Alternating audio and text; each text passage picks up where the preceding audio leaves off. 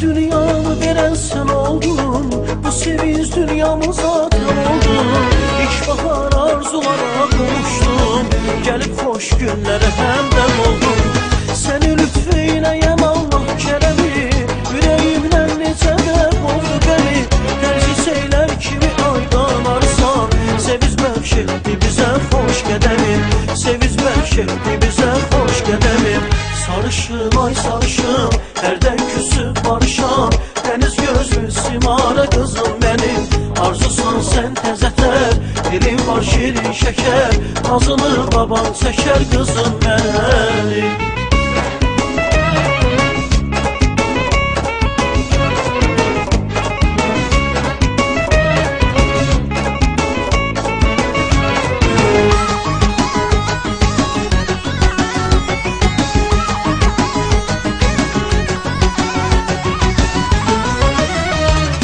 Tanrı verip şirin payımsam, bəxtimin güneşi nurlu ayımsam. Sevincim istəyim, arzum diləyim, sarışın mələyim, göz mələyim. Sən ümidim pənahım, tanrım olsun pənahım, nurlu olsun sabahım, simarəm gözəl qızım, nurlu olsun sabahım, simarəm gözəl qızım. Sarışın ay sarışın, hərdən küsüb barışam, deniz gözlü simare kızım benim. Arzusan sen təzətər, dilim var şirin şeker, nazını baban çeker kızım benim.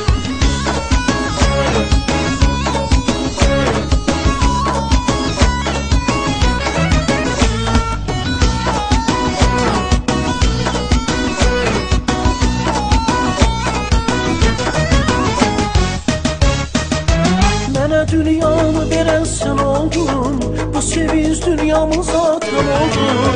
İlk bahar arzulara kavuştum, gelip hoş günlere hemdem oldum. Seni lütfeyleyem Allah keremi, yüreğimden necə də oldu beni. Her çiçekler kimi aydanarsan, seviz bəxş bize hoş qədəmim, seviz bəxş bize hoş qədəmim. Sarışın ay sarışın, herden küsüp barışam, deniz gözlü simare kızım benim. Arzusan sen təzətər, dilim var şirin şeker, nazını baban çeker kızım benim.